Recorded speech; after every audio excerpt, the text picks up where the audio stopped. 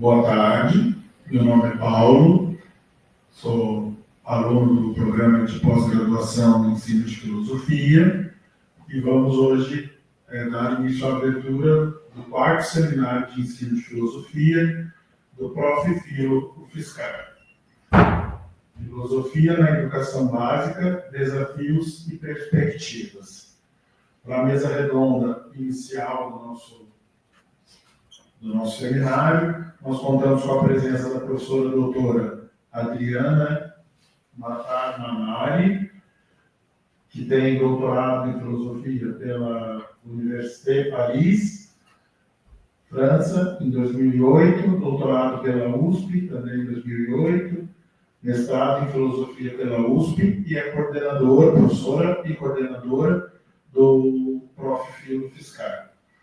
E também o professor doutor Luiz Bezerra Neto, que tem mestrado e doutorado em educação pela Unicamp, pós-doutorado pela Universidade Federal da Bahia e é especialista em economia do trabalho e sindicalismo.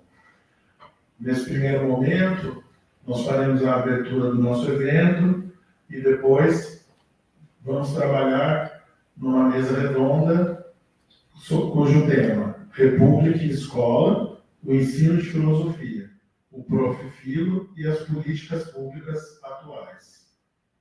Então, passo a palavra para a professora Adriana, que fará a abertura do evento. Quero, primeiramente, dar as boas-vindas para todas, todos e todos que estão aqui, né? Quero dizer que é um programa...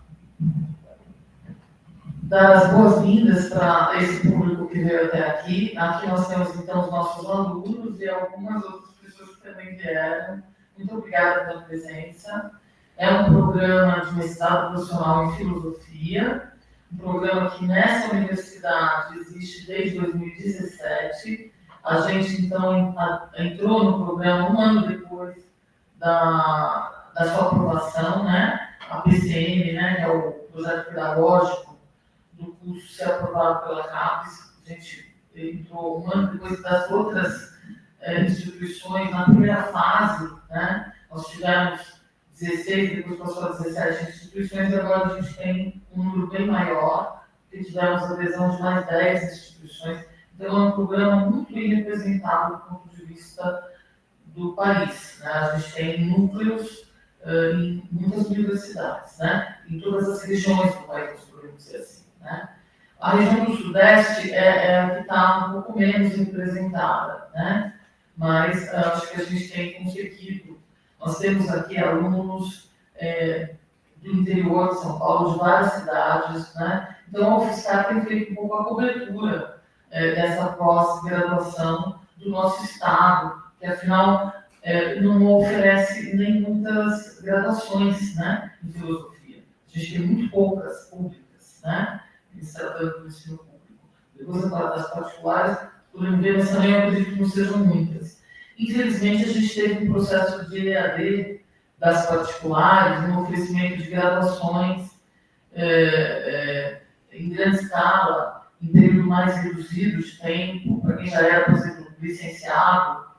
Então, a gente não sabe como que foi exatamente essa formação, né? Mas, para o âmbito das universidades públicas, a gente realmente tem muito pouco. A região sudeste é muito pouco representada em termos de um trabalho mais qualificado na formação desses professores, né? E aqui na UFSCar, a gente tem feito algumas iniciativas na direção dessa qualificação, né? Antes mesmo do mestrado profissional em filosofia, a gente ofereceu um curso de especialização, tivemos alunos também do Brasil inteiro interessados, era um curso em EAD, uma especialização em ensino de filosofia. Tivemos a primeira turma que nós aceitávamos pessoas no âmbito nacional, mediante um convênio que a gente fazia com as secretarias estaduais de educação, né, de cada estado. Então, a gente firmava o convênio e aceitava os alunos. E foi a primeira oferta nacional de especialização em ensino de filosofia, foi feita aqui pela UFSCar. Há dois volumes de uma trilogia que o pessoal está aí oferecendo também para quem quiser adquirir, juntamente com o credenciamento. essa trilogia representa esse trabalho, o resultado desse trabalho, porque todo o material didático foi produzido, foi um material original, produzido para o curso, e de pessoas renomadas. Então, essas pessoas que já tinham uma proeminência em determinadas áreas foram convidadas a ser professores formadores desse curso em EAD. E pessoas que já eram conhecidas por serem autores de materiais didáticos ou materiais acadêmicos, né? Então foram essas as pessoas que a gente convidou, né? E elas aceitaram, porque foi uma iniciativa seguida da aprovação da filosofia nas escolas que aconteceu em 2008. Então o apelo que a gente fazia para o governo federal, né, era de que a gente pudesse capacitar esses professores que muitas vezes não tinham uma formação específica e podiam fazer um lato sensu. O nosso lato sensu durou quase 2 anos, né? E hoje a gente tem esses cursos de EAD das particulares, que às vezes é 1 ano, 2 anos, você já está formado em uma graduação. Então, era uma especialização voltada para quem já tinha uma graduação, claro, né? E que estivesse efetivamente dando aula de filosofia. O critério para poder se inscrever era estar dando aula de filosofia. Então, era para capacitar mesmo aqueles professores. É quase um mutirão, porque foram 800 e poucas, quase 900 inscrições. Aí, claro, dessas inscrições, a gente teve um número menor que efetivamente cursou, em torno de quase 500 pessoas, também não diminuiu tanto, né? E formados, a gente teve mais de 300, né? Sendo que era presencial, as provas eram presenciais, né? A gente fazia as provas nos polos, né? A gente teve o nosso apoio da nossa Secretaria de Educação à Distância. E toda aquela malha de polos de EAD que o AB já utilizava, a gente utilizou nessa especialização. Então, as provas todas presenciais e, além disso, o TCC. O TCC teve banca como se fosse uma banca de mestrado mesmo, né, no final do curso. Então, e a banca presencial é um evento grande, enorme, que a gente fez aqui na universidade, inclusive todos os espaços para evento estavam alocados, porque foi muito grande esse evento, realmente. Isso durou vários dias, né? Então, a UFSCar, ela tem sim atuado nessa formação, né? Ela tem buscado apoio por pessoas, embora a gente não tenha aqui muita gente, né? Tem eu, Luiz, algumas pessoas do nosso corpo interno, não é muito grande, a gente sempre tem os colaboradores, né?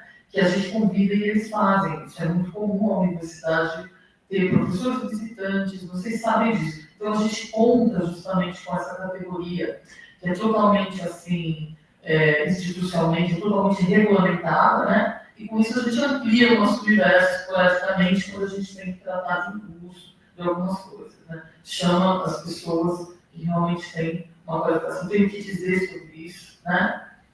E, então, essa foi a experiência inicial que nós fizemos, a primeira especialização, a segunda especialização. A segunda especialização já foi para o sistema plataforma da CAPES, né? Foi uma continuidade do que a gente fazia, mas a CAPES lançou um edital. Então, assim, a primeira vez que há uma especialização é da UFSCar, agora a segunda já se torna uma especialização possível para várias instituições que aderiram ao plataforma.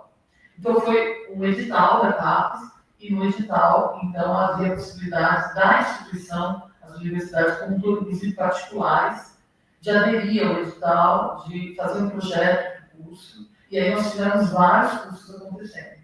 E a gente tem certeza que o fato da UFSCar ter provocado, né, entrado nos estados, entrado nas regiões, nas universidades, forçou com que a instância, por exemplo, da CAPES resolvesse introduzir também a especialização em filosofia, além, é claro, de outros cursos que o PAFORT sempre ofereceu de capacitação ou de formação continuada. Então, a gente tem forçado, a gente tem resistido, a gente está, com a formação de professores, a UFSCar consegue acabar forçando situações de transformação na política pública, né? Então, são iniciativas locais que a gente acha, mas repercute tudo que nós pudermos fazer, gente. É importante.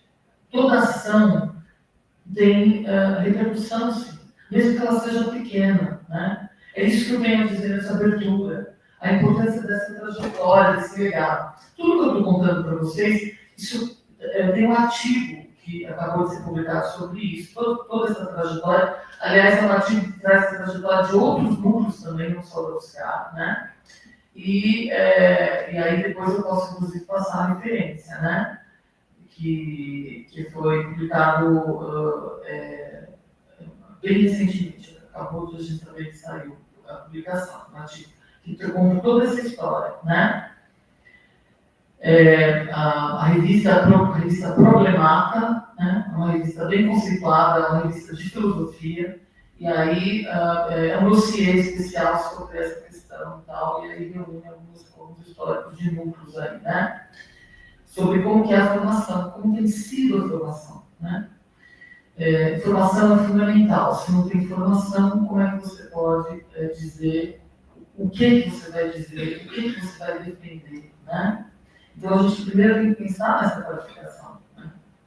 Porque a gente ouvia do Conselho Nacional de Educação, vocês querem a filosofia nas escolas para quê? Para que padres, pessoal, não estou desmerecendo padres, não é isso? Mas a gente ouviu exatamente essa frase. É para que padres deem aula, porque os cursos de filosofia na maior parte do país são cursos seminarísticos, né? Então, não é desmerecendo padres, mas é que não são cursos de licenciatura, não é essa a perspectiva. E isso era o argumento do José Arthur Gianotti, foi usado isso durante os dois governos do Fernando Henrique Cardoso, né? Então, é isso que nós conseguimos furar, né? É essa bolha, né, de entendimento retrógrado que a gente tinha, e nós conseguimos, então, fazer com que outra visão, outra concepção, né? A gente não tem as pessoas formadas, podemos não ter as pessoas formadas, mas nós podemos correr atrás, né? E eu acho que o papel de nós, universitários, professores, quem tiver alguma possibilidade de abrir as portas, de abrir o acesso, tem que fazer esse trabalho, né? Senão não adianta a gente depois falar, eu sou a favor do ensino de filosofia na escola. Se a gente não, como universidade, não faz absolutamente nada para isso, né? Continua com aquela formação acadêmica restrita, que não dialoga com a escola, não dialoga com a realidade da educação básica brasileira, né? Então, é fundamental a gente pôr a mão na massa, né? E aí, é isso que eu acho que todo mundo tem que enxergar. Quem está fazendo isso hoje, efetivamente? Então, hoje a gente tem um mestrado profissional com bolsa da CAPES, com apoio financeiro, né? Que não é o suficiente, não é o que a gente gostaria, mas pelo menos é um programa que continua, a despeito de você ter a BNCC, né? Que é o que a gente vai tratar hoje. Então, essa é a importância desse evento, né? Esse marco aí, nessa uma trajetória de dificuldades que a gente atravessa, mas a gente resiste. Eu acho que, antes de tudo, nós todos somos resistentes, estamos aqui, né? E aí, mais uma vez, as minhas boas-vindas, porque eu acho que é um mérito duplo aí que todo mundo tem, de valorizar um evento com uma capacitação como essa, né? Que vai contra a corrente das políticas públicas atuais, né? Eu passo a palavra para o meu companheiro de alguns anos já no próprio filo, nosso vice-coordenador, Luiz Bezerra.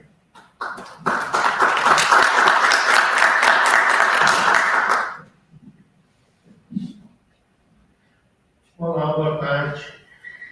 Eu gostaria apenas de cumprimentar o pessoal com essa participação, né?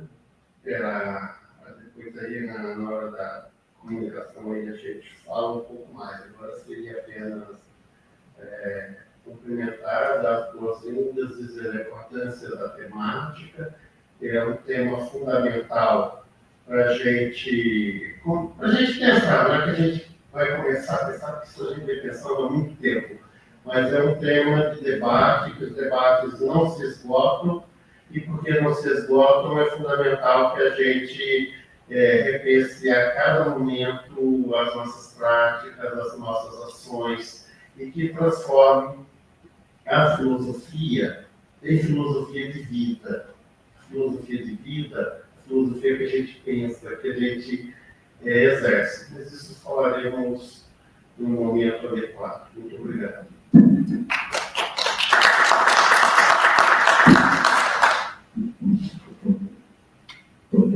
a proposta agora é de que a gente dê início a uma mesa redonda. Eu vou repetir o tema: República e Escola, o ensino de filosofia, o Profifilo e as políticas públicas atuais. Quem deseja começar? Adriana?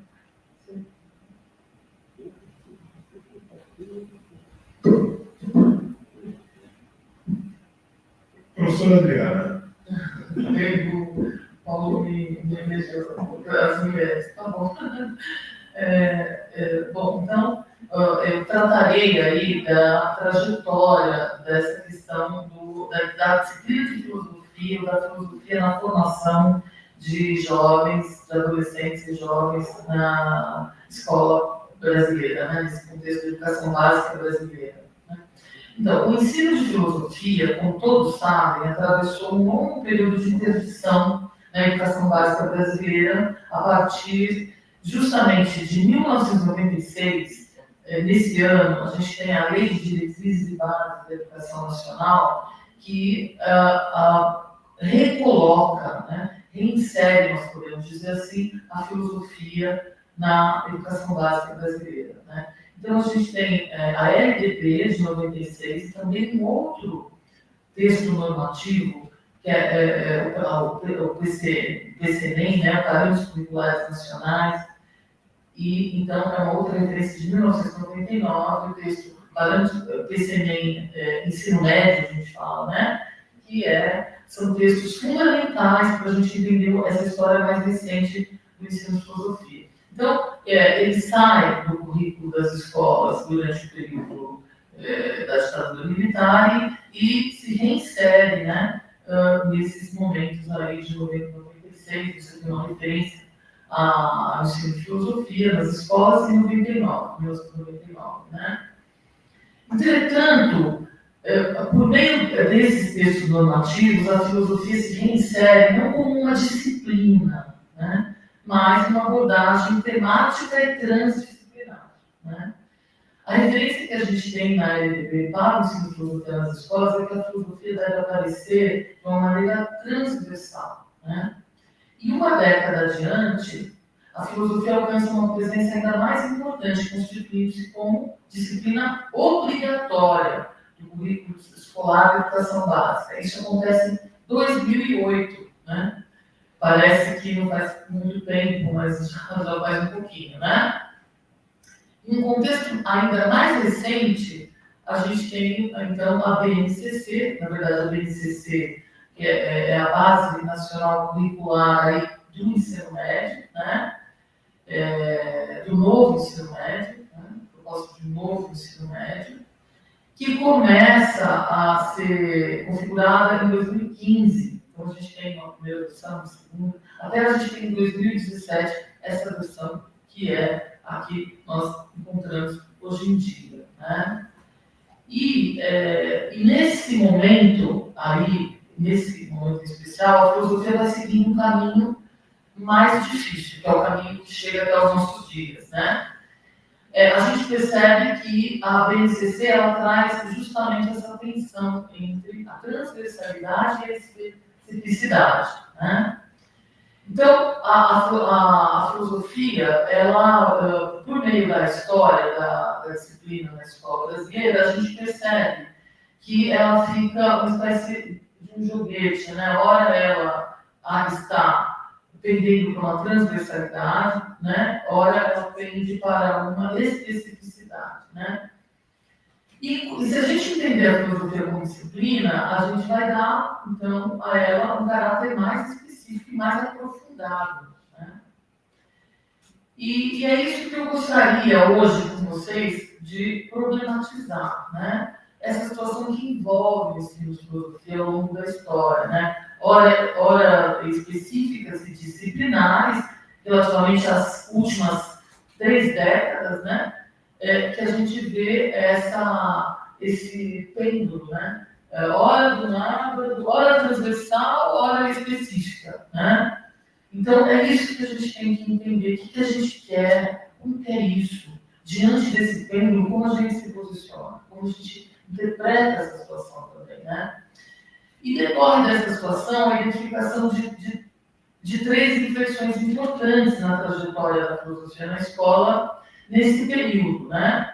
A primeira das inflexões é essa, justamente, que a gente tem com a LDB de 96, né?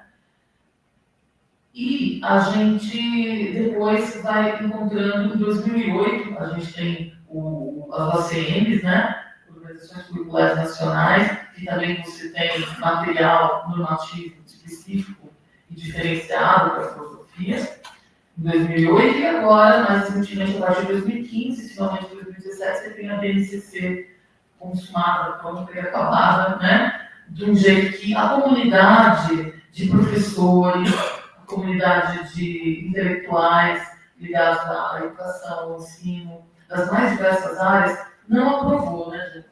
A BNCC ela não é aprovada em local algum onde a gente circula. Você dificilmente acha algum texto, alguma coisa que defenda isso, né?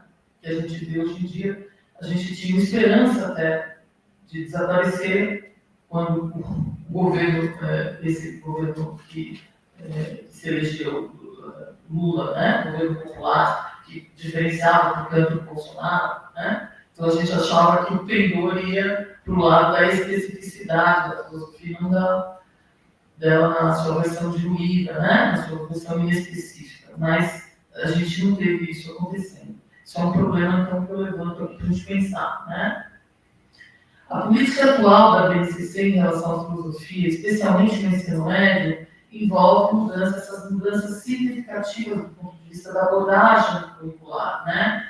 Então, a BNCC, embora não exclua a disciplina de filosofia, ela estabelece diretrizes comuns para uma construção dessa disciplina nos currículos a partir de uma integração com outras áreas, né? De saberes, da humanidades em geral, né? Então, você tem a filosofia aqui integrada num bloco de ciências humanas e sociais aplicadas, né? Como está também a disciplina de geografia, história e sociologia. Então, você não tem mais ela num campo mais específico de conhecimento, né? A BNCC também enfatiza competências e habilidades, né? Disso que se trata o texto, né? Que caberia, então, aos professores da escola formar indivíduos, né, para serem competentes, né, e hábeis nisso ou naquilo. E a filosofia é encontrada ali como algo, um conhecimento que vai favorecer a argumentação das pessoas, essa habilidade argumentativa, né?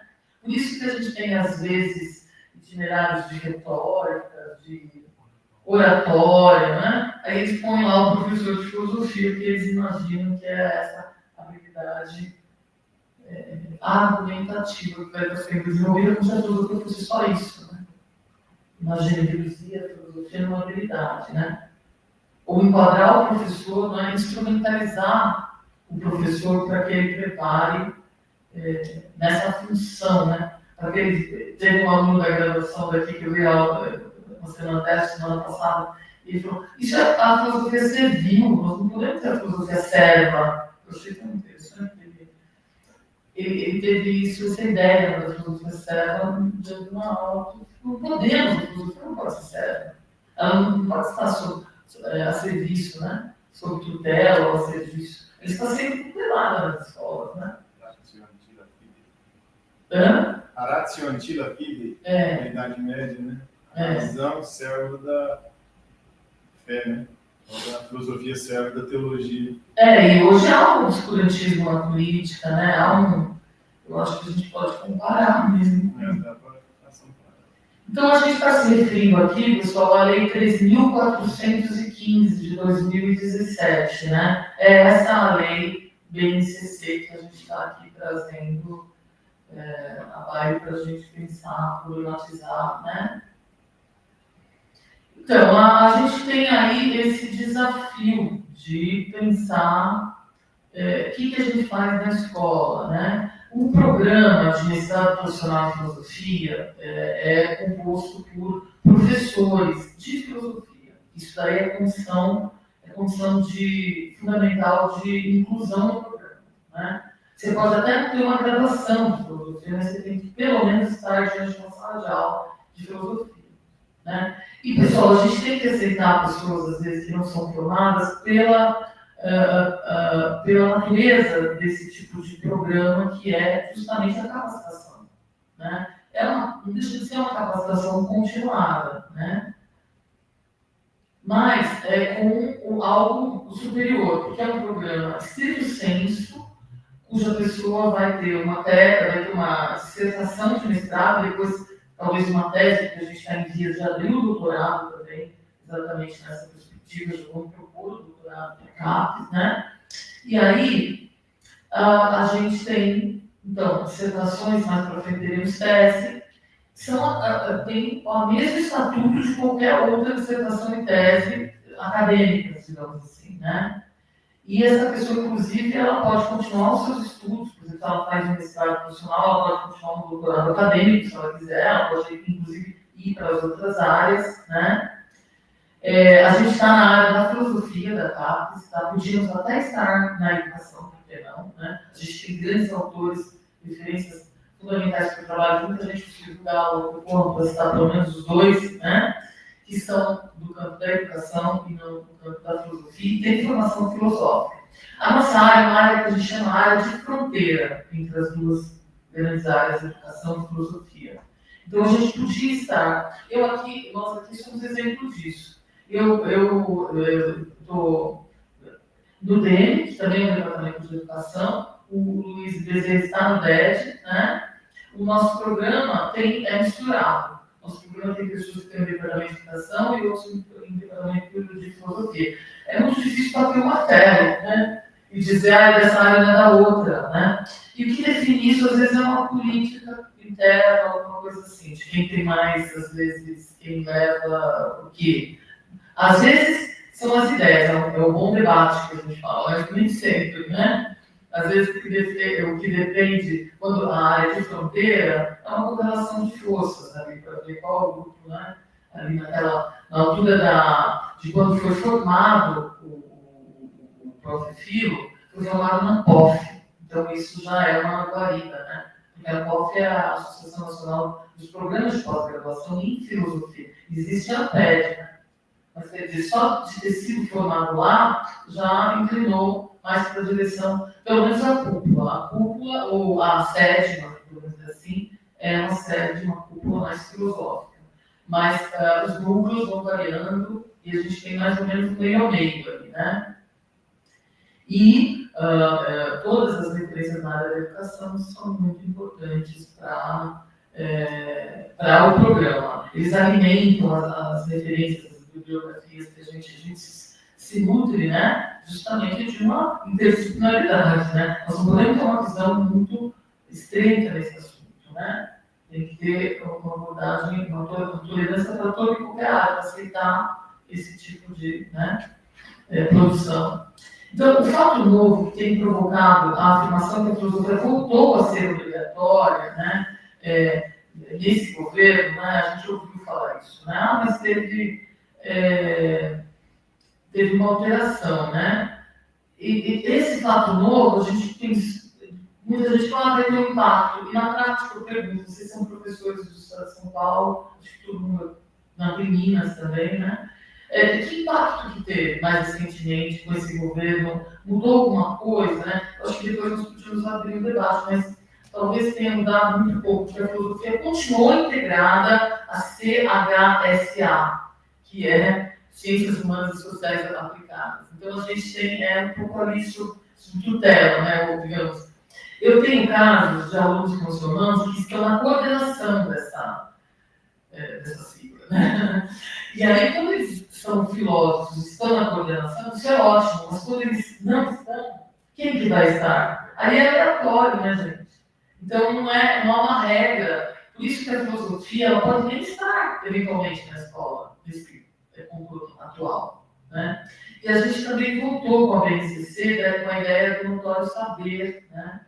Então, também pode tratar de filosofia alguém que diga assim que sabe de filosofia, porque é leitor alguma coisa autodidata, né? Então não se exige, né, com aquele rigor que a gente exigiria se houvesse mais horas, aula, um campo disciplinar, um campo mais específico. Porque quando se torna inespecífico, qualquer um que é leitor, que é eventual curioso, tem como hobby, isso daí pode, né, eventualmente dar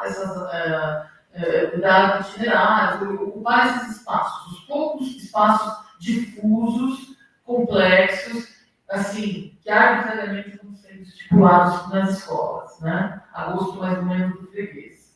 A gente tem um agravante, que é que a opinião pública ela não tem uma visão formada de filosofia, né?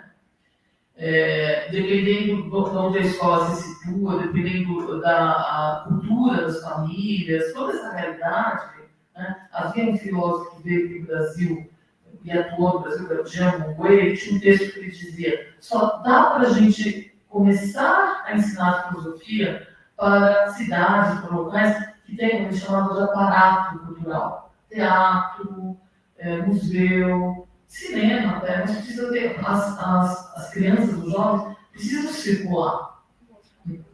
Não pode ficar só sala de aula achando que o professor vai fazer tudo. A filosofia depende de cultura, de vivência cultural. A filosofia é cultura, né? Então, ele dizia isso até para indicar o seguinte, que hoje a gente monta esses aparatos, não desiste da ideia, né? Cidades que você tem uma situação, isso é controverso, é a opinião dele. De qualquer forma, o que ele tem, eu acho, que eu estou resgatando aqui, é a necessidade, a gente vê essa disparidade, né, entre uma escola e outra, né? Uma escola que tem mais filosofia hoje em dia, outras que tem menos, porque fica variando de acordo com as comunidades, né? As comunidades que sequer sabem o que é, muitas vezes, né? Porque não tem culturalmente ainda essa formação. Não deu tempo, né, gente? Voltou em 2008, a nossa presença no currículo é muito pouca, né? Foi muito recente, né? Os professores ainda estavam se capacitando. O que a gente pode fazer para mudar essa situação, né? A gente pode propor um projeto de lei no âmbito do Congresso Nacional que garanta a obrigatoriedade da filosofia na educação básica e a gente pode, depois disso, trabalhar, militar na sua aprovação. A gente pode fazer uma pressão nacional. Foi isso que aconteceu em 2006 e 2008. Entre 2006 e 2008, foi isso que aconteceu, gente. Tá? Foi pressão. Pressão não da sociedade como um todo, mas de quem estava nas universidades, que estava nas escolas, pessoas que entendem a importância da filosofia. Infelizmente, isso não é algo que envolva ou que comprometa mais amplamente a população brasileira. Não é um tema que mobiliza a gente mesmo. Né? Era isso que a gente viu em Brasília, muita pressão. Pressão de gente que quem conhece Brasília sabe que é ótimo fazer isso lá. Né? Isso funciona pra caramba. Você faz atrás dos deputados, atrás dos senadores, todo mundo tem que fazer isso aí, no corpo a corpo. Nós fizemos várias vezes isso. Depois você tem mais. Tem que fazer isso, gente. É pressão mesmo, sabe? E quando a gente elege algum parlamentar, ou mesmo para cargo executivo, tem municípios que têm filosofia como obrigatório, né? Então, a gente tem aqui o Daniel, que é da turma de um grupo aqui, né? O Daniel já é, acho que não está representado. O Daniel já está qualificando para defender. Ele já está nas vias. O Daniel, ele dá aula em Dayatuba, ele prestou concurso para atuar nesse município há muitos anos. Antes de 2000, assim que veio a aprovação, o Dayatuba abriu um concurso para dar aula no ensino fundamental 1. Ensino fundamental 1. As turmas deles são de quinto ano. É a coisa mais linda, o projeto dele. Agora ele qualificou o Walter Cohen dele para a banca e ele se emociona muito quando ele fala. Quiseram tirar uma ocasião, não faz muito tempo, para colocar em inglês, e a comunidade de pais de alunos foi contra. Né? Foi contra que tirasse filosofia para colocar em inglês. Porque um determinado prefeito entrou e pensou em fazer isso. Né? Mas ela está tão consolidada, por isso que eu falo, se a gente faz um trabalho qualificado, eles formaram uma equipe lá. E isso blindou qualquer possibilidade de mudança. Né? Então, esse ir e vir da filosofia nos currículos, pessoal, tem muito a ver com a nossa capacitação. Né? Eu já formei alunos que depois eu fui assistir às aulas deles, porque eu supervisor no estágio, e eu via como eles estavam tristes dando aula. Tem gente que não gosta de dar aula para educação básica, vocês sabem disso. Né? Então, o que está fazendo ali? Estava lá para ser formada, que elas chamam no Natal. A gente não pode ter pessoas que não estão realmente, de fato, ali, de corpo presente, que não se interessem. Porque são essas pessoas que vão minando o nosso meio de campo. E depois nós não vamos conseguir lá na frente nada com isso. Né? Então, é algo meio que invisível, mas está sempre entre nós. Porque a filosofia, ela não atrai a aptidão, diretamente a aptidão para o ensino. É diferente do curso de história, por exemplo. Que curso de história, de que quem faz história, quase que a integralidade do aluno pensa em ser professor. Muita gente faz filosofia e não pensa em nada do que fazer depois, está pensando em estudar algo que ele acha maravilhoso. Né? E quando você fala de resultado, tudo ele deve pensar que aquelas pessoas incultas. Né? Então, tem gente até que tem essa visão, um pouco até mais que você é arrogante mesmo, né? Ou pedante, né? Então, nós temos esse problema. Vocês conhecem bem, porque todo mundo estudou filosofia, sabe o que é. Não é vocês não são assim, mas a pessoa do lado com a qual vocês estudaram, muitas vezes é assim. Então, a gente tem um processo de uma espécie de autossabotagem, né? Eu falo que é aquele famoso tiro no pé, né? Porque você não pode, gente, divulgar um curso numa universidade pública com dinheiro público que você não diga ao que veio, digamos, qual é a finalidade profissional, né? Qual é a profissionalização que diretamente está ligada aos cursos.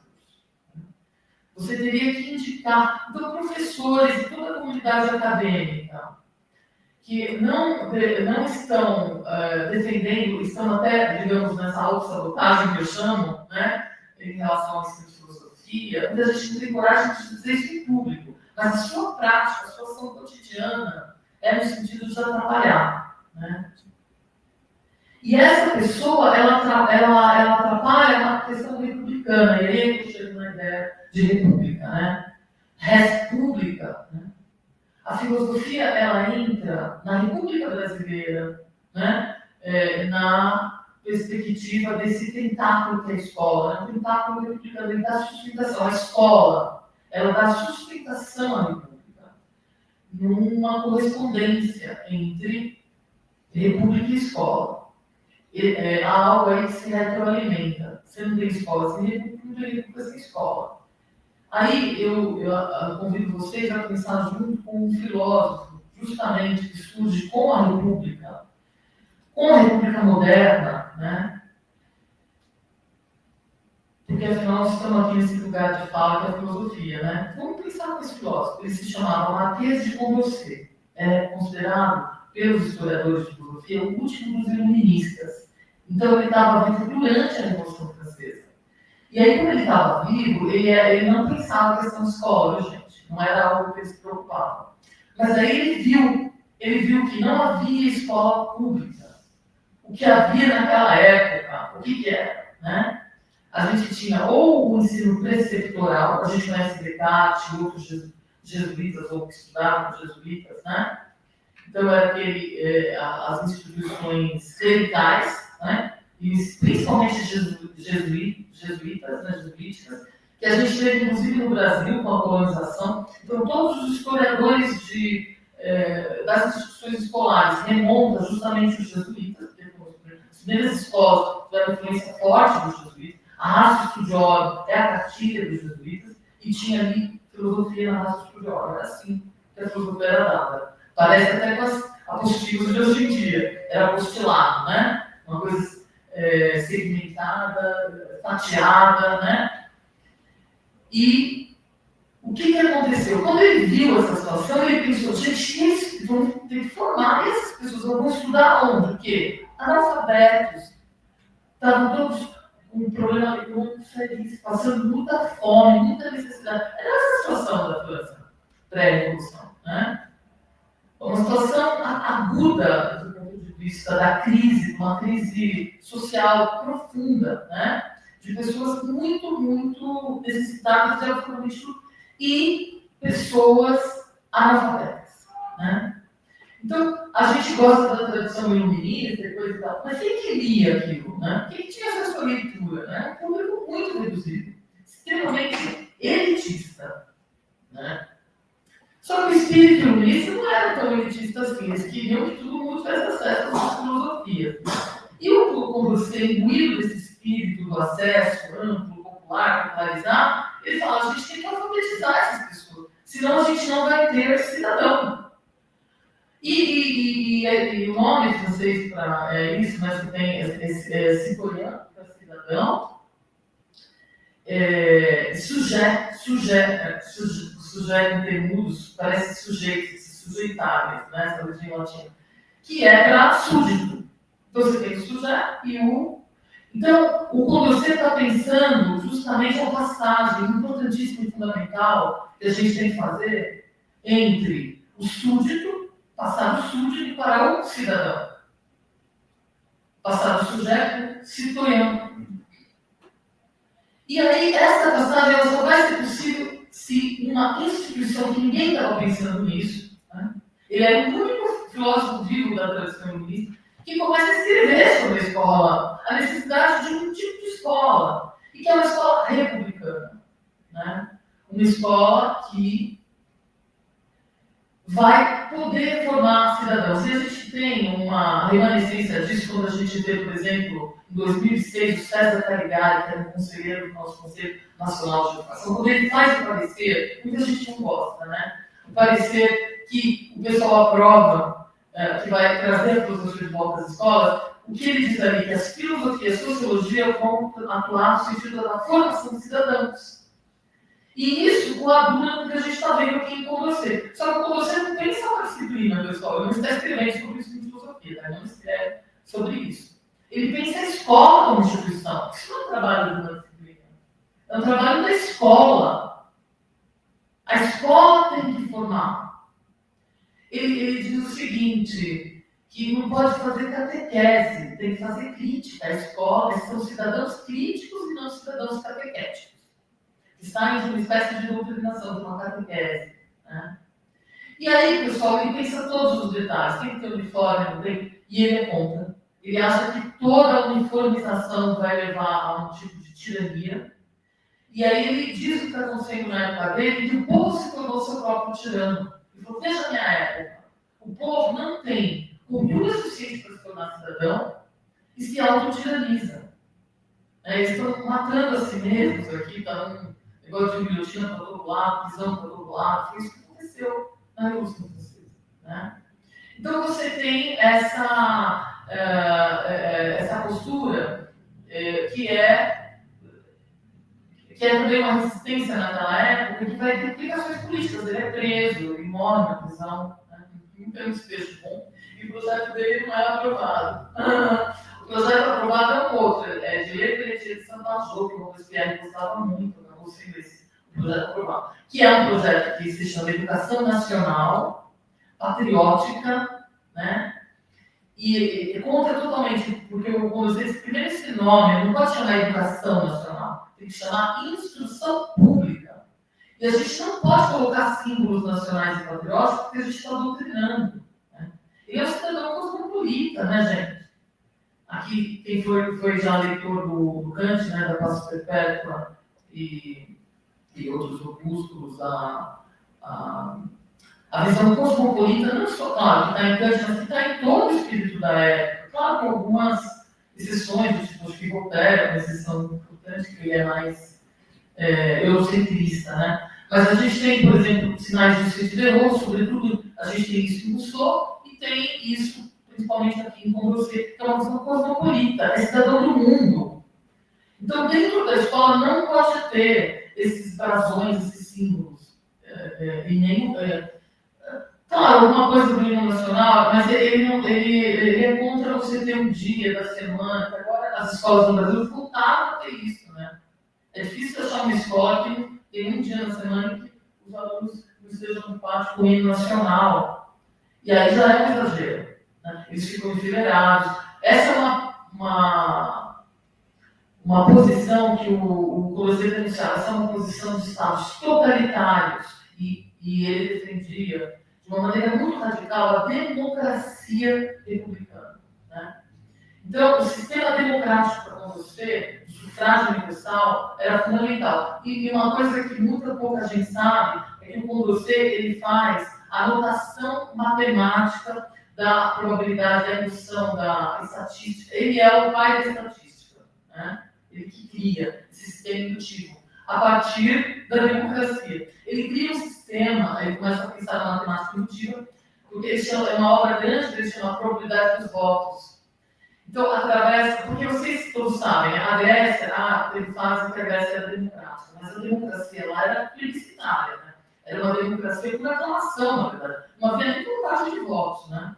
Então, você estava na água, numa assembleia, num assunto que movimentava, né, favoravelmente, digamos assim. As pessoas todas aclamavam, como não tinha assim, uma contagem numericamente e tal. Era puro, né? A maioria ia assim, por aclamação. Por isso que faz muitos filósofos dizerem que isso é a origem da demagogia, né? Porque quem tinha uma melhor retórica, como era o caso dos sofistas, levava todas as votações, né? E isso o Coliseu concorda. E para não virar uma república aristocrática, que foi a vontade política de quase toda a tradição filosófica até o século XVIII, uma república aristocrática, né? Ele não, a república vai ser democrática. Como? Aí ele cria essa matemática dos votos, né?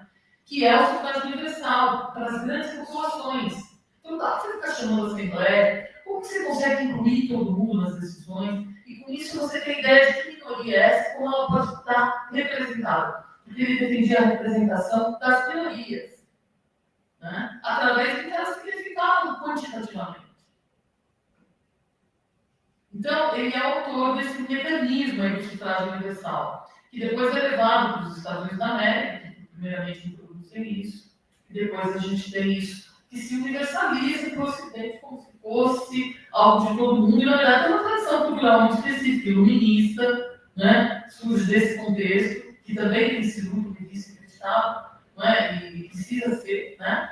Mas nós vamos ver assim, por que surge, com qual finalidade, né? É para você dar vez e voz para todos, todas e todos, né? Então, a gente tem aí a primeira declaração dos direitos humanos, que para os direitos do homem, né, eles mantêm do lado do homem, né? Até hoje. Direitos, a gente tem a primeira versão escrita por ele e por Thomas Paine. Eles escrevem pela primeira vez. Primeira versão dessa declaração. Depois ela vai se ampliando, né? E vai... ele tem uma importância que eu acho bastante grande e é muito pouco lido, porque por muito tempo ele foi associado ao Augusto Comte, porque o Augusto Comte, infelizmente, em uma de suas obras, ele elogia por você, né? Elogia e critica também. Ele fala, ele chama de filósofo afortunado, né? Ele diz, olha, é um filósofo que teve umas visões e tal interessantes, mas ele vai criticar a questão da tensão, porque o Augusto Comte ele é completamente linear e ascendente, né? Não há dialética, não há tensão no Augusto Comte. E para o pensamento do Coliseu é muito parecido com o de Kant, há uma dialética o tempo todo ali se operando, há uma tensão na história. A história ela é uma história de tensões, né? E não há nada é previsível, você não sabe onde você vai. O Augusto Comte não. O que eu quero dizer é que entre Comte e o Comte veio depois, inclusive, chamar o Coliseu de positivista é anacrônico, porque o Coliseu é anterior, né? Mas existe isso que fez com que muita gente deixasse até de ler o Coliseu, né, com esse espécie de preconceito. É o que aconteceu com o Blaise Pascal, que também era um católico, Carola, né? Muita gente não leu, né? Infelizmente, a gente perde com isso. Então, eu até convido vocês a conhecer um pouco mais do Coliseu, né? É um autor que vale bastante a pena por tudo isso que ele representa, né? E, na verdade, quando ele é reduzido, os manuais de história das ideias pedagógicas não são corretos, tem muita distorção, não são corretos com você, quando tratam dele, tem menciona, às vezes, em parágrafo 2, mas é aquela redução. Então, normalmente é ali que ele se parece muito com o ponte, né? É aquela lição que vocês que são da filosofia podem pegar, e teve uma tradução pela Unesp agora, do esboço do quadro histórico do desenvolvimento do espírito humano. Não é tão recente, já faz até alguns anos, uns 3, 4 anos, eu acho, né, que eles lançaram. Então, eu acho que não há mais motivo algum da pessoa não ter acesso. Porque eu acho que ele ajuda a gente a pensar essa escola, uma escola que tem que ser republicana, em que a república e a escola se retroalimentam, né? Então, você precisa de cidadãos, senão a república está perdida. Ele fala que a república vai derivar em algo que não é democrático, é totalitário. Se você não tiver cidadãos formados pela escola. Então, por isso que a escola tem um papel essencial. E aí, nós não estamos falando de ensino de filosofia, estamos falando de instituição escolar. Laica. Né? E não adianta a gente dizer que é laica e colocar, às vezes, o culto a alguma personalidade ali, que é quase um Deus. Né? Um político, a pessoa do bairro, os nomes das escolas, quem são essas pessoas que estão sendo nomeadas? Né? Tem que pensar sobre isso, qual o passado delas? Né? Aí eu encerraria por aqui, vou passar a palavra para o mediador, o professor Luiz. Muito obrigada pela atenção.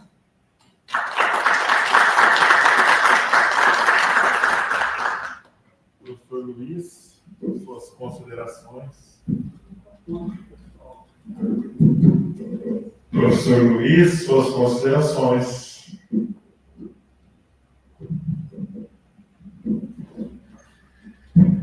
Olá, boa tarde, mais uma vez. Bom, eu acho que, a partir da fala da Adriana, é possível a gente fazer uma série de considerações que vamos ficar para falar depois. É sempre isso, a gente tem sempre um bom gancho para partir. Né? O título da conversa, da nossa conversa, escola, República Escola, o ensino de filosofia, o próprio filme e as políticas públicas atuais, ele é bastante instigante. Instigante primeiro porque quando a gente vai discutir a questão da filosofia, e aí a Adriana coloca muito bem essa questão do local da filosofia, do papel da filosofia, de onde a filosofia se coloca, e nós vamos discutir uma questão fundamental. Quando que a filosofia surge, quando que ela se desenvolve, como ela é trabalhada, por quem ela é trabalhada. Numa sociedade, se a gente pensar, por exemplo, a sociedade brasileira, nós vamos perceber que o grande problema do Brasil não é a filosofia e o ensino de filosofia. É o ensino. O problema do Brasil é o ensino. É o acesso ao conhecimento.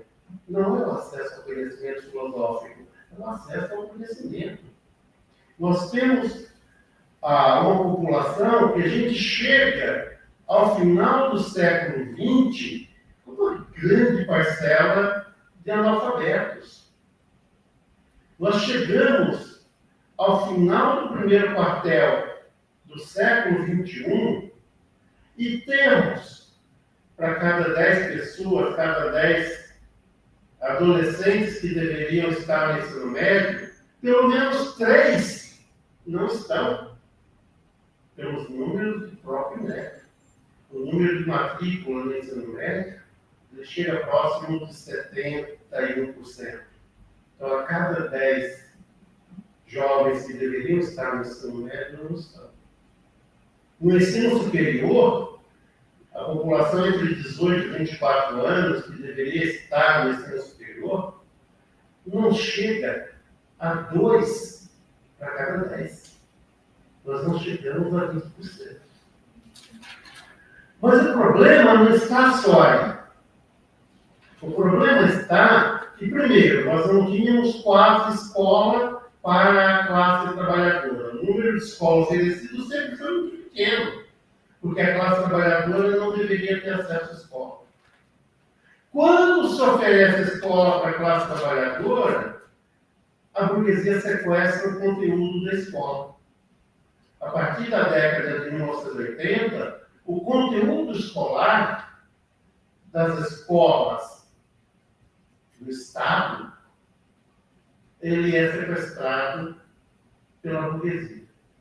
E a classe trabalhadora, ao invés de ter acesso a conteúdos, passa a ser uma mudança de rumo em que conteúdo deixa de ser aquilo que é o fundamental da escola e o fundamental passa a ser a forma. Como se deve ensinar e não o conteúdo a ser ensinado. Com críticas ferrenhas que se faziam para a escola da classe trabalhadora, dizendo que a escola era conteudista, isso começa nos anos 70, que a escola é tradicional, problemas que não existem nas escolas da burguesia. A escola da burguesia é extremamente conteudista. Nunca vi ninguém reclamar que a escola da burguesia tem conteúdo, mas reclamam quando tem conteúdo na escola da classe trabalhadora. Então, essas são questões fundamentais para a gente pensar. E por que isso é fundamental para a gente pensar? Porque se filosofia é, como definida, a busca pela sabedoria, a reflexão profunda sobre as questões fundamentais da existência humana, do conhecimento, sobre o homem, sobre a natureza, da moralidade, da realidade, nós temos que pensar a filosofia muito da prática. E trabalhar a filosofia a partir da prática. Então, primeira coisa fundamental, nós temos que lutar para termos escola e uma escola para todos. Que todas as pessoas tenham acesso à escola. E a escola com a mesma qualidade. Porque a escola que é atribuída à classe trabalhadora não é uma escola com a mesma qualidade da escola que atende a burguesia. Até porque é uma escola desconteudizada. É uma escola sem conteúdo. Quando vamos para a escola, e a filosofia teria esse papel de contribuir, ela não é responsável nunca por isso, mas ela tem que contribuir, com que a gente pense a partir da realidade. A realidade tem que ser o ponto de partida. Então, a primeira coisa é ter acesso para todos à escola. É ter escola para todos. Em ter escola, ensinar a todos e fazer com que também aprendamos, porque aprendemos juntos, a partir das análises feitas na própria realidade, a partir da realidade. Aqui eu não estou falando de partido cotidiano alienado, não. É a partir da realidade que a gente... Qual é a realidade? Nós vivemos numa sociedade capitalista. Esse é o ponto de partida. A nossa sociedade é uma sociedade capitalista. Eu não vou partir do cotidiano alienado. Eu vou partir da sociedade, da análise da sociedade que eu vivo. Em que se baseia a sociedade capitalista? É basicamente uma sociedade de classes. Uma sociedade que se funda na expropriação da força de trabalho. Então, uma sociedade de classes que se funda fundamentalmente na expropriação da força de trabalho. Portanto, uma sociedade dividida entre grupos que exploram, um pequeno grupo que explora, que expropria, e um grande grupo que é expropriado, que vende a força de trabalho. E que desse grupo é retirado o direito de ir à escola, por isso não chega a 20% o número de jovens que têm acesso ao ensino superior. Isso se a gente for pensar com jovens de 18 a 23 anos, mas aí nós podemos ter em torno de 1 ou 2% desse grupo que é da burguesia, portanto, a classe trabalhadora é ainda menor, não chega a esse número, já que a burguesia ela vai para o ensino superior, quem não vai é a classe trabalhadora. Discutir de que maneira essa sociedade capitalista se utiliza para expropriar a força de trabalho para controlar e dominar de todas as maneiras a classe trabalhadora, impedindo que a classe trabalhadora se organize para ter acesso ao poder. Um dos mecanismos é impedir acesso à escola. Impedir o acesso à escola, você dificulta que a classe trabalhadora tenha acesso ao poder. Porque você dificulta que a classe trabalhadora domine aquilo que a burguesia domina como conhecimento. E aí a gente imagina que tem até gente que propõe que a classe trabalhadora deve ter acesso a um conhecimento popular diferente do conhecimento que a burguesia tem. Ele revolve aí chamar a atenção para o fato de que a classe trabalhadora, para competir com a burguesia, ela tem que dominar todo o conhecimento que a burguesia domina. De preferência, que esse domínio se dê de forma ainda melhor que o que a burguesia domina.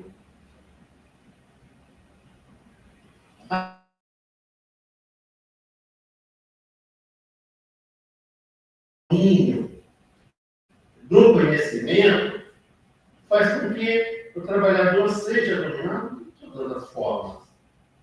A ideologia, sobretudo no campo religioso, que histórico, desde a Idade Média, e no Brasil isso não foi diferente, e continua a ser assim, com hoje os mercadores da fé, mas aqueles que sempre divulgaram ideologias religiosas ligadas às estruturas de poder, prometendo ao trabalhador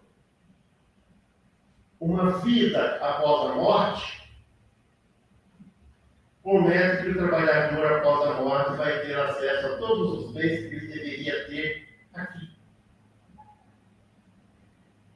E interessante que grande parcela da classe trabalhadora acredita nisso.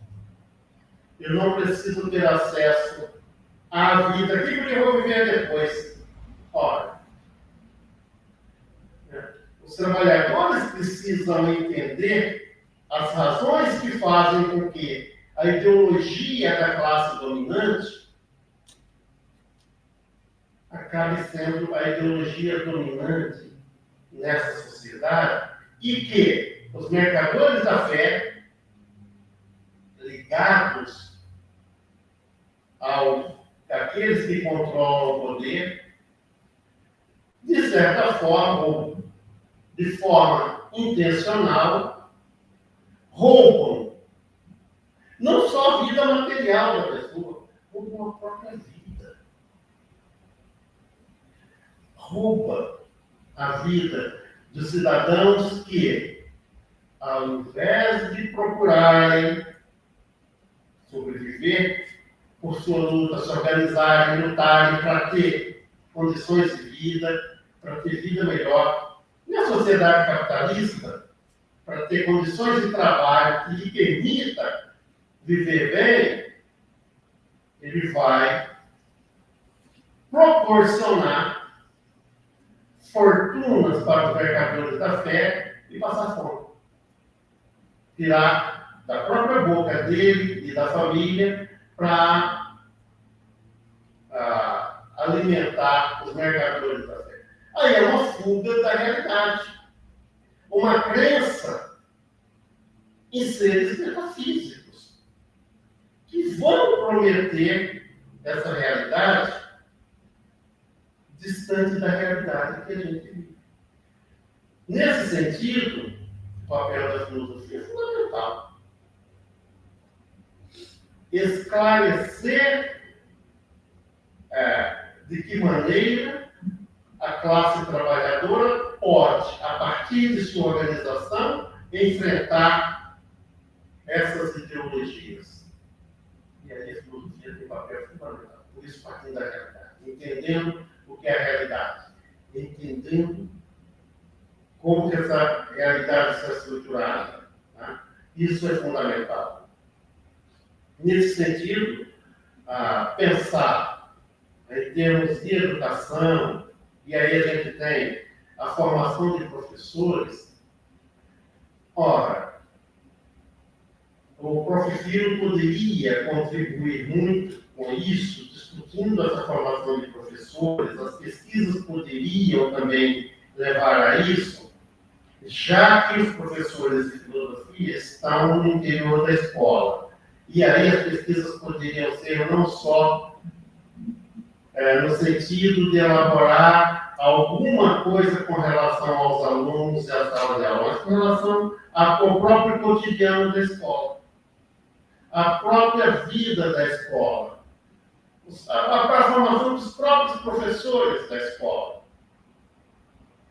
Hoje, aí, sem querer fazer uma crítica profunda à forma como se usa a tecnologia, até que nós defendemos o bom uso da tecnologia a serviço da classe trabalhadora, é preciso entender que a gente está aqui falando, está sendo gravado, deve ficar no YouTube, muita gente tem acesso agora, pode ter acesso depois, da hora que quiser, isso é fantástico.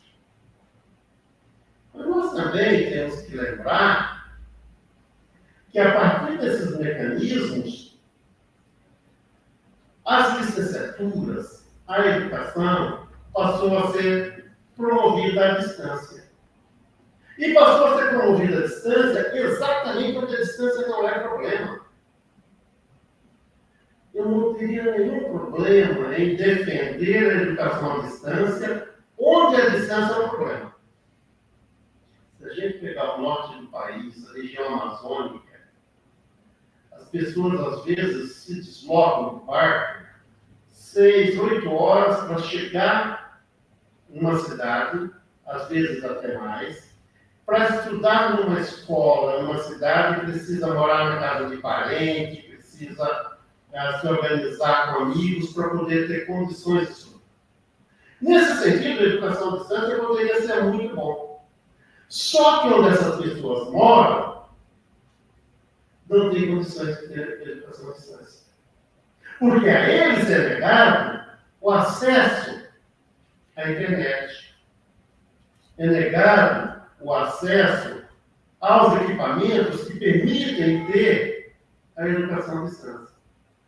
Já que tanto o acesso à internet quanto o acesso à educação é negócio, é mercadoria. E aí, onde a distância é problema, nós não temos EAD porque não tem condições de ter, porque não tem os instrumentos para que se tenha acesso a isso. E a burguesia adora quando um trabalhador extremamente esforçado sobe em uma árvore para pegar sinal de internet. Isso vira notícia de fantástico. Onde a educação não é problema, o acesso, onde nós temos escola, e o acesso não é problema, aí nós temos educação à distância. E mais a mais, nós temos um número muito pequeno de universidades. Nós temos um número muito pequeno de faculdades. Porque nunca se preocuparam em criar faculdades ou universidades para que a classe trabalhadora tivesse acesso ao ensino. E como não se cria a educação à distância. E aí, basta a gente ver a formação de professores que se dá nesses cursos, como que se vendem diplomas. O próprio INEP, numa pesquisa do INEP, divulgou há pouco mais de um ano atrás, que muitos professores que se formaram em pedagogia nunca tinham entrado numa sala para fazer estágio. Nunca tinha lido um livro. Nunca tinha tido contato com o professor. Mas receberam diploma. E essas pessoas vão dar aula para os alunos da classe trabalhadora. Eles não vão dar aula nas escolas da burguesia. Isso é muito interessante, porque no século XIX, Marx, quando denunciava na Revolução Industrial como se dava a educação, quando a educação se tornou obrigatória para as crianças, até para tirar um pouco as crianças do trabalho, que ele vai para a escola, ele dizia que uma boa parte dos professores sequer sabia escrever o próprio nome. Nós temos professores nas escolas que sequer sabem colocar verbo, que sequer sabem fazer conta de divisão se não for na calculadora. Mas são professores formados da aula para classe trabalhadora, porque para a burguesia não se aceita. Então é fundamental a gente começar a lutar por educação, por escola, por acesso à escola e por acesso a uma escola para a classe trabalhadora, entendendo que a educação é uma educação de classe. Se é uma educação de classes, nós devemos lutar para ter acesso a todo o conhecimento que a burguesia tem. De preferência com mais competência do que ela. Então, uma escola única, uma escola igualitária, uma escola que todos tenham acesso. É nesse sentido que a filosofia pode contribuir. Então, não apenas lutar para termos filosofia na sala de aula, uma disciplina de filosofia, mas lutarmos para ter conhecimento na sala de aula, para ter conteúdo na sala de aula.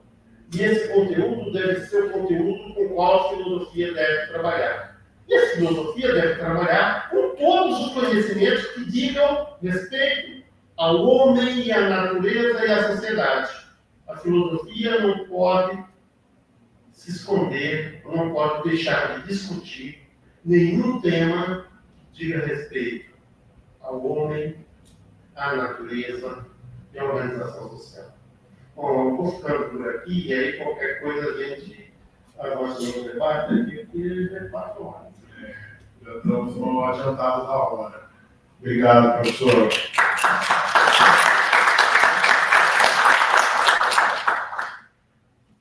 Bom, vamos abrir o debate. Alguém gostaria de fazer alguma pergunta? Eu fiz alguns apontamentos. Né? Você não quer o microfone, Gustavo? É bom para ficar. Pega o sem fio para ele, por favor. É, porque aí aparece na gravação. Senão só escutaremos a resposta depois.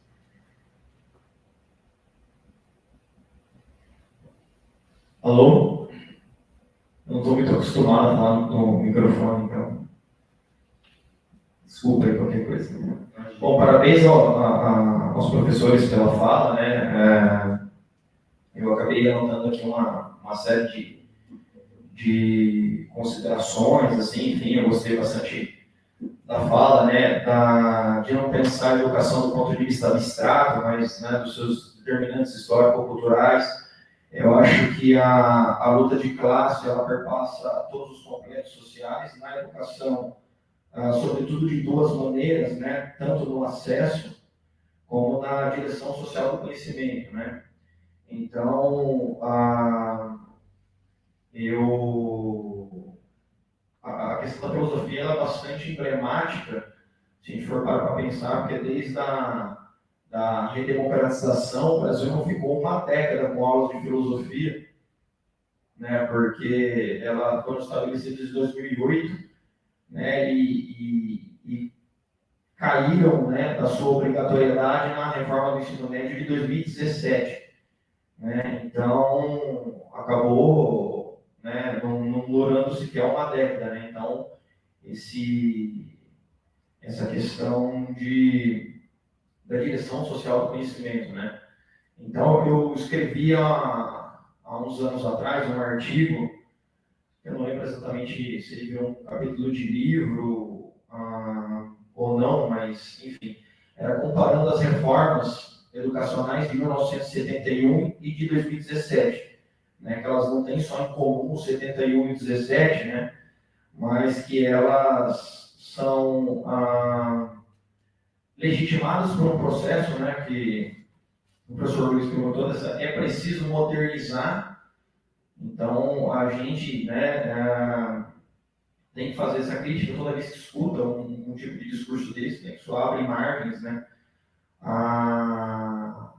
né, essa questão, não, o mundo mudou, é preciso novas tecnologias na educação, é preciso que o professor, né, não valorize tanto os conteúdos, né, tem que valorizar os processos, né, onde, né, isso vai redundar, né.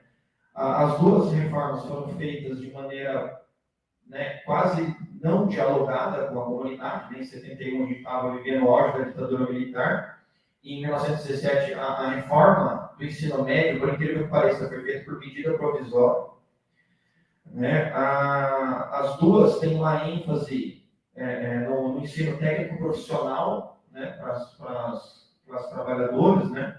Então, aí, esvaziadas de um repertório mais teórico, histórico, que possa pensar, né, ali questões fundamentais, né, reduziu e atacou as humanidades de maneira deliberada, né, restringindo o ensino de filosofia, de sociologia, mesmo, né, com todos aqueles olhares sobre os historiadores e tal, né, literatura também, né, foi reduzida, enfim. Foi um modelo que procurou, reforçou desigualdades entre o público e o privado, como o professor Luiz comentou, que as escolas particulares de elite continuaram, né, com os conteúdos, continuaram com os ensinos, né, no termo ali do Milton Duarte, né, que se comenta nas suas formas mais evoluídas, né, e fomentou as duas, né, parcerias público-privadas, né? Então, a gente, né, como parafraseando o Marx, né, tipo, né, a história acontece como tragédia e se repete como farsa. Né? Então, as duas reformas têm isso em comum. Enfim. E eu gostaria de fazer duas questões ali, né?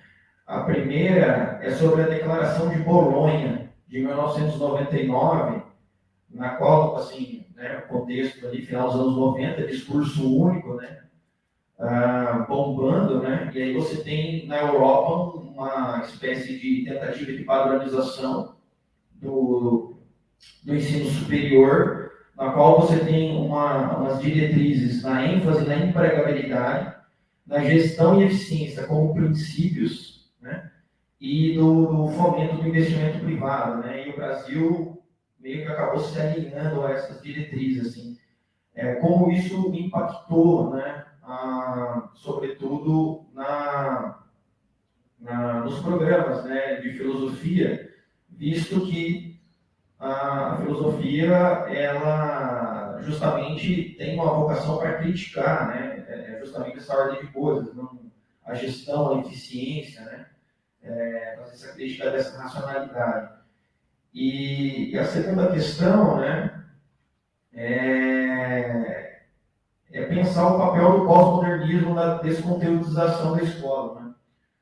Então, no que né, que hoje, né, o pós-modernismo ele é hegemônico, né, no pensamento tanto educacional como uma expressão muito forte na própria filosofia, né?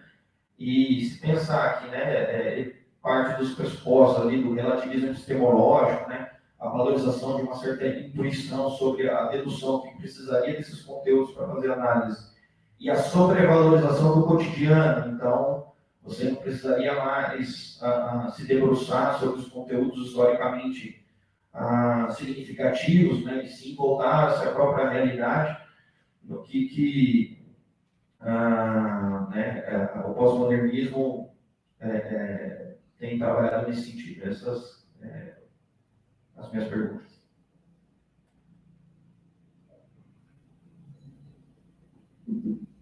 Professora, tem mais alguma pergunta? Que a gente faz um bloco. Boa noite, pessoal. Boa noite, não, é boa tarde. Professor Luiz e professora Adriana, obrigado. Paulo, pela mediação. A minha questão é só a seguinte: como a professora falou de 1996 da LBB.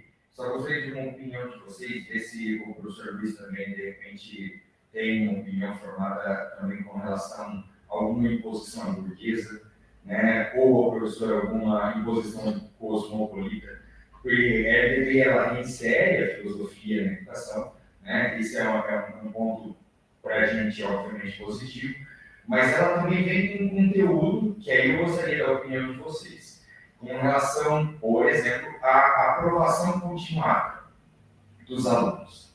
Né? Se isso tem alguma interferência, se vem de algum conceito, né? Aonde isso pode, filosoficamente, ajudar ou prejudicar o aluno, a tal da aprovação continuada. Obrigado. Mais alguma? Gustavo.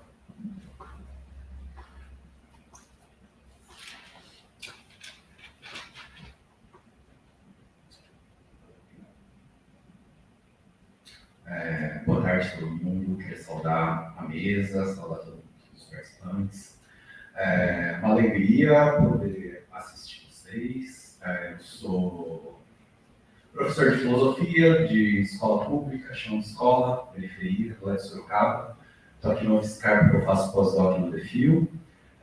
Mas eu também sou tutor da especialização de ensino de filosofia no ensino médio da UAB Unifesp, né? Então, acho que a gente se conversa um pouco, porque estamos no mesmo campo. Mas, enfim, também estamos passando por diversos problemas de precarização, cortes de orçamento, problemas internos do curso, né? Que enfim, são da contingência e da conjuntura. Então, eu queria tentar trazer... sim, mais uma coisa importante, bem lembrar. Eu também faço parte do movimento em defesa da filosofia e da sociologia do ensino médio em São Paulo, né? E nós, há 2 meses atrás, fizemos um seminário. Nesse seminário, a gente tinha um grupo de trabalho que está elaborando um relatório com uma contraproposta curricular ao currículo paulista, basicamente. Né? E a nossa ideia é tentar, já entrando um pouco na questão que eu quero trazer, tentar colocar uma nova taxonomia da educação, diferente da BNCC. Porque a questão, me parece, é que os termos, da maneira como foram postos, eles colocam a gente num lugar que é o lugar do neoliberalismo, que é o lugar ideológico. Né? Então, ou seja, começando por competências habilidades. A gente perdeu a ideia de objetos do conhecimento e objetivos de aprendizagem, e colocou competências e habilidades. E depois, né, flexibilização, né, e toda a conversa de coach que eles inseriram dentro da BNCC.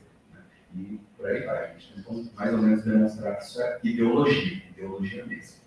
E, nesse sentido, um documento muito importante é o currículo da cidade de São Paulo.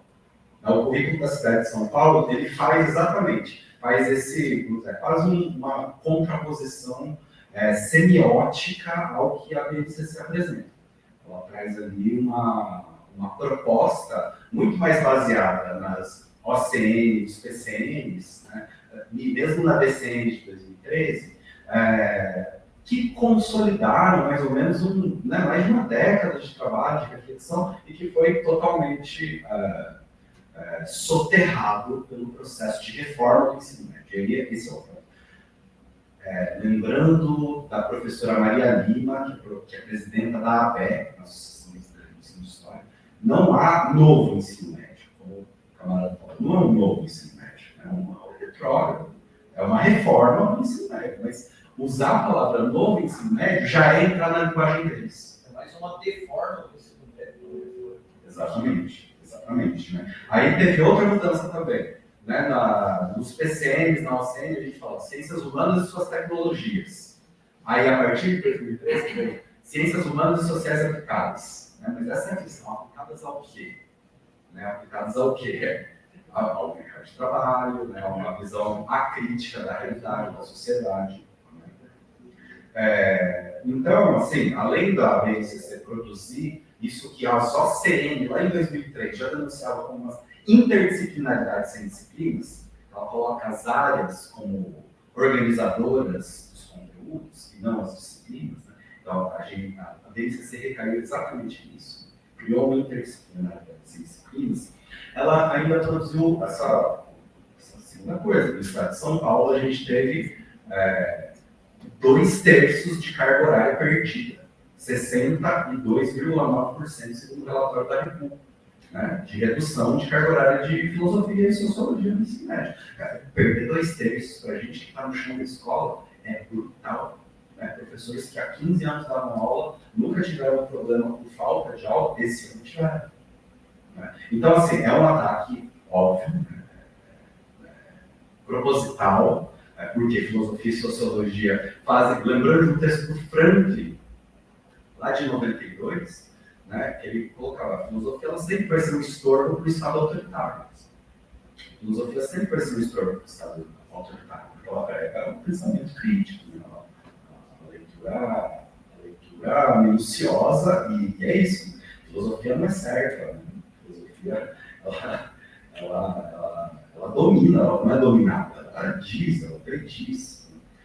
E aí, a minha questão é, por que os próprios departamentos de filosofia, os professores no ensino superior, têm essa dificuldade de entrar e se engajar mais nessa luta? A gente teve um golpe duro, né? E, ao que me parece, a expansão universitária que teve ali no fim dos anos 2000, 2007, 2008, o aumento das licenciaturas em filosofia, com a redução das aulas a nível nacional no ensino básico, vai recair sobre as licenciaturas por uma questão de demanda. Se a gente já está com dificuldade de conseguir completar nossa carga horária agora, acho que, assim, a procura pelo curso de filosofia, pela licenciatura em ensino de filosofia, ela pode ser afetada. E essa é uma questão que eu não vejo ser pautada. É isso. Obrigado pela participação. A gente está com o tempo bem corrido. Vou pedir para a mesa responder essas 4 perguntas. A gente está, infelizmente, com o tempo corrido, porque a ideia de um debate seria ótimo. O professor que está aqui, como é o seu nome? Adriano. Muito bem-vindo, aliás, né? Acho que, como eu disse, todos aqui, mas assim, saber que você também veio, né? Um professor de fora, porque aqui é um grupo do Profifil, e que bom, né? Que tem também quem faça mestrado acadêmico e está no chão da escola, né? É isso que a gente vê, né? Então, uma coisa que me ocorreu falar, o professor Bento Prado faleceu no final de 2007. O curso de filosofia da UFSCar surge em 2008, é quando eu ingresso, e muitos, praticamente, uma parte majoritária dos professores hoje do curso entram também nesse ano de 2008, né? Porque, em função da abertura do curso, houve então o surgimento dessas vagas em 2008. Quando aqui no nosso órgão superior, que é o CONSUNE, o órgão superior da universidade, quando o CONSUNE, em 2007, o projeto de abertura do curso chega ao CONSUNE, e esse curso é aprovado, o que se dizia tanto no documento quanto naquilo que as pessoas em favor da abertura do curso argumentavam, era, gente, voltou a filosofia agora para as escolas de educação básica, e tem um curso de graduação de licenciatura, né? E daí eles empurraram junto o bacharelado, claro, né? E hoje você vê que o corpo docente tem mais aderência com o bacharelado do que com a licenciatura, mas foi uma boa estratégia. Né? Você garantiu uma empregabilidade de pesquisadores de filosofia, que não tem nada nem a dizer sobre a escola, né? Infelizmente. É isso que a gente vê que acontece, que eu chamei de autossabotagem, que tiro no pé. A gente tem muito dessas situações, sabe? Que todos vocês já vivenciaram, que é, dentro dos bancos universitários, você não vai ter exatamente quem defenda, né, o ensino de filosofia como deveria, né, como a gente suporia que pudesse acontecer. Né? Então, é isso que a gente tem que fazer por conta própria, porque essas pessoas não assumem publicamente essa posição, mas no final das contas elas agem contrariamente ao ensino de filosofia. Né? Eu acho que você deve saber disso até transitando na pós-graduação. Você deve ter um monte de colega pessoal acadêmico que nem se imagina dando aula e se estiver diante de uma sala de aula, faz um desserviço, né? Porque muitas vezes vira aquele bico, né? Eu não tenho com que trabalhar dando aula, né? E aí é um desserviço, os alunos não gostam, saem falando, não é? Porque o professor está desanimado, não é o que ele nem ele já vai com, de um jeito que não tem como dar certo, né? Eu já vi desde os estágios do gestão, que foi o que eu relatei, né? Por isso que eu acho que a gente tem que... Daí tem as questões, né? Eu acho que Bolonha não tem muito impacto aqui, porque lá mudou muito a Europa. Tem a ver com problemas de mobilidade entre os países europeus, tem a ver com a redução do doutorado de 4 para 3 anos. Que a nossa pós-graduação não mudou. Aqui o doutorado continua 4 anos, por mais, realmente as reformas foram mais, né? A questão da pós-modernidade é uma discussão se isso existe, né? Eu acho que existe pós-modernidade, eu acho que há uma controvérsia, né? Mais aquele pessoal do DW, tudo que vai sustentando, né? Félix Guattari, ou os pós-estruturalistas, né? Mas é um conceito controverso, não sei se tem tanto a ver. Eu acho que o Felipe Perrenot tem a ver, é uma referência importante para a BNCC, para falar de competências e habilidades, 10 competências para se ensinar. Eu acho que é uma referência importante para o texto da BNCC, né? Outras coisas talvez tenha, Lucas, talvez tenha razão, mas eu não sei se complementar, né? A questão da aprovação automática é um tema para o brasileiro muito precioso, né? Eu acho que muita gente que nem é uma pessoa conservadora acabou se endireitando, digamos assim, porque vê um político e outro usando isso, né, a seu favor, né? A crise de qualidade no ensino realmente é brutal. E a aprovação automática, eu acho também que é uma coisa que a gente tinha que ter mais cuidado, né? Isso vem para gerar números, a gente sabe que é muito mais quantitativo o resultado dos processos aí de ensino-aprendizagem do que qualitativo, né? Então, eles geram dados que são aparentemente satisfatórios, mas a gente tem analfabetos funcionais, né? Quando o analfabetismo funcional veio também à tona, né?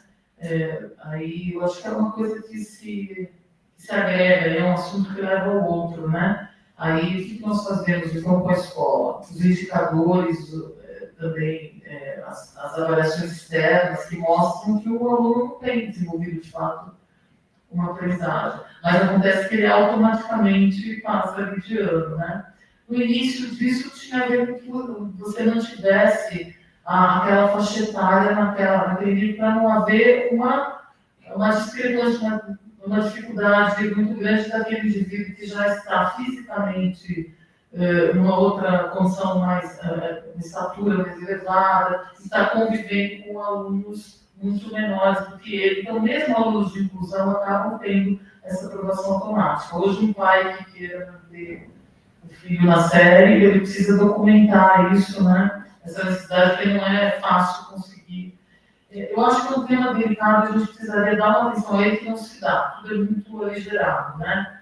Vira estatística para os governos, né? Aprovar todo mundo de um jeito muito rápido. As famílias sabem, muitas vezes, que aqueles filhos, aquelas pessoas não estão ainda preparadas para, né?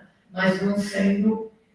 E também uma tendência do Brasil de fazer de conta que as coisas acontecem. Eu acho que isso tem muito a ver com o jeito que, no Brasil, as instituições funcionam, né? A gente tem a melhor legislação de inclusão do mundo, mas, efetivamente, as pessoas não são tão incluídas assim como você vai ver no dia a dia, né? Então, o Brasil tem essas questões muito mais de aparência do que propriamente, né, de quase que letras mortas, né? Você tem textos maravilhosos, mas, na prática, às vezes é outra coisa. Eu acho que o sentimento por detrás da aprovação automática é que todo mundo que haja equidade, né? Tem que identificar isso, ela precisa da equidade. Mas será que ela dá conta de a gente vai observando a realidade? Eu imaginei ela como sendo uma muleta para os dois lados. Para a qualidade, para que eu vou me empenhar em dar aula, sendo que vai chegar no final do ano o aluno vai ser aprovado. E o aluno também Por que eu vou estudar, sendo que vai chegar no final do ano e eu vou ser aprovado? Né? Então, eu imagino que assim, isso acabou sendo a justificativa e eu acabei escutando durante o meu padrão, os meus anos de aula aí, o professor chegar e falar assim, não, entro lá, sento, coloco na lousa o que o aluno tem que estudar, né? E trabalho vai passar mesmo. E aí a gente acaba perdendo. Eu penso que a gente precisa pensar um pouco nessa questão do compromisso, né, da filosofia com a classe trabalhadora. A gente sabe que os filósofos nunca foram da classe trabalhadora. E os cursos de bacharel são para isso, não é para formar licenciados, não é para formar professores de filosofia, não é para formar professores que estejam ao serviço da classe trabalhadora. Então, algumas coisas que são fundamentais a gente pensar. Eu acho que a Dana já colocou a questão da declaração de Bolonha, mas ela traz algumas coisas fundamentais do próprio ensino, a questão da pós-graduação, embora não nos afete tanto, ela acaba afetando porque ela traz a questão da ideologia, ela não afeta na mudança dentro da CAPES, mas ela traz todo um componente e que vai estimular sobretudo em determinados momentos de forma de poderes autoritários. Tá? Se durante a ditadura civil-militar nós tínhamos uma forma de ensino pragmática e uma educação pragmática, mas pouco reflexiva, pouco voltada para a classe trabalhadora, com o golpe de 2016, nós temos aí a imposição, a destruição que a gente tem no ensino médio, não por defender esse ensino médio anterior, não era bom, tem que fazer reforma, mas estávamos discutindo isso.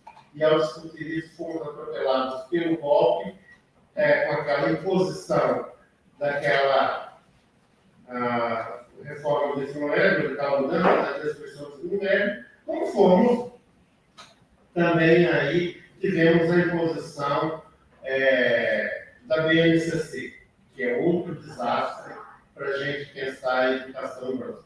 Pensar a BNCC, que é um desastre quando se pensa na educação da classe trabalhadora. Aí nós temos, nesse sentido, acho que algumas questões são fundamentais, sobretudo quando fala da LDB. Porque a LDB de 96 fica muito longe do que a gente pensava como uma LDB. Nós temos um projeto de discussão que não era o projeto dos sonhos, mas era democrático. Estávamos discutindo, que era o projeto do Jorge Reich. E que foi atropelado pelo FHC com esse projeto do Darcy Ribeiro.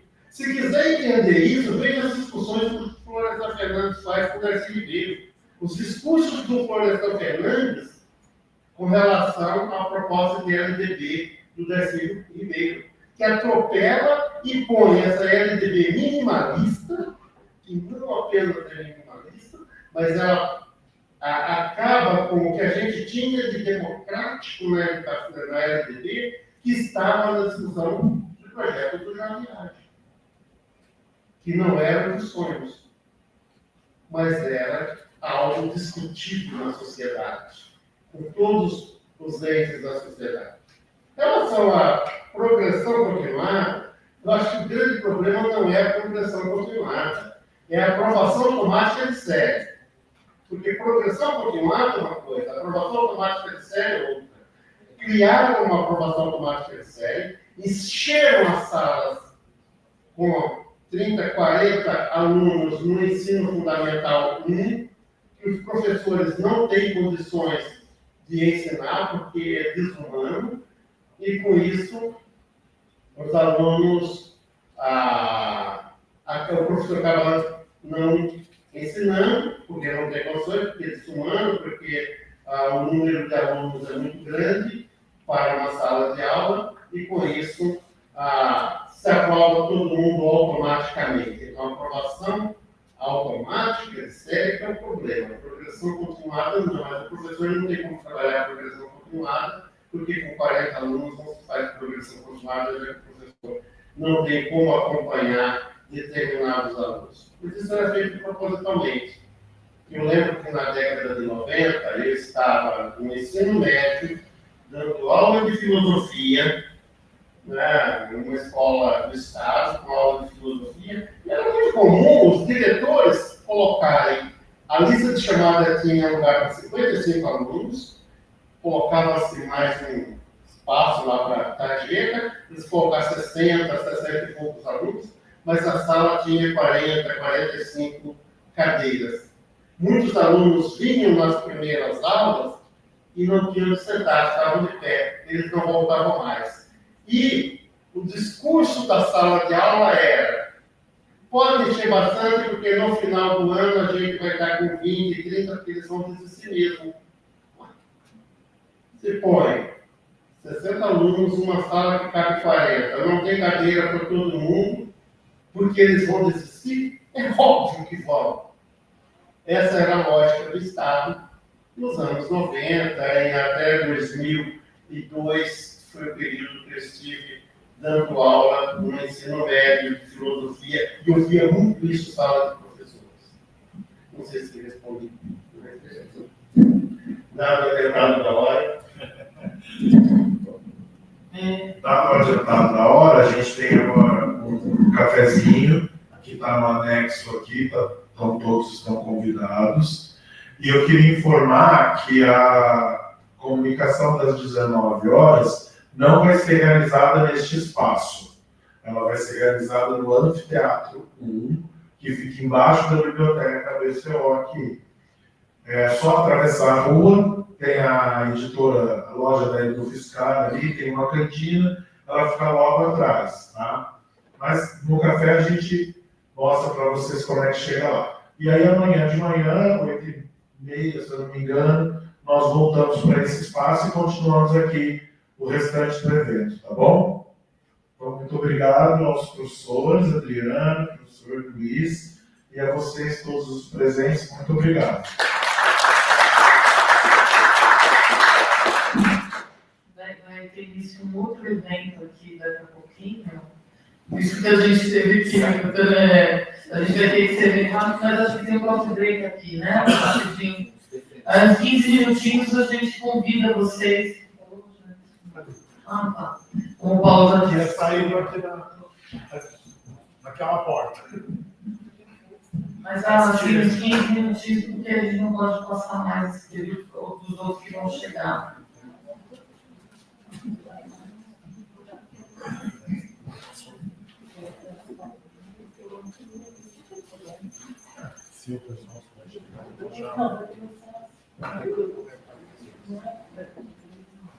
Mas eles vão começar assim,